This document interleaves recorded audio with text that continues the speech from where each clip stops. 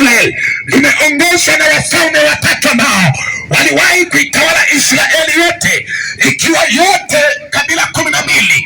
Mfalme wa kwanza alikuwa anaitwa Sauli. Huyo alifanikiwa kuitawala Israeli yote ikiwa na kabila zote 12. Lakini mfalme wa pili alikuwa anaitwa Daudi. Alifanikiwa kuitawala Israeli yote ikiwa na kabila zote 12. Lakini mfalme wa tatu alikuwa anaitwa Suleiman.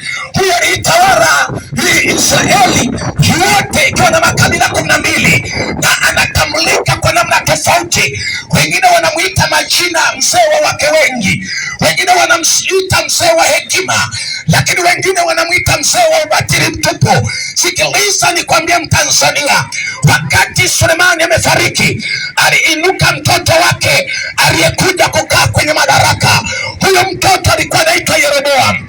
Akaja kukaa kwenye madaraka ya kuliongoza taifa la Israeli, kwa sababu aliambiwa atakayetakiwa kuliongoza taifa la Israeli anatakiwa kutoka kwenye viuno vya Daudi. Sasa huyu Yeroboam alikuwa ni kiongozi. Rehoboam analiongoza kitoka kwenye kiuno cha Suleiman, lakini wakati wa Suleiman jengo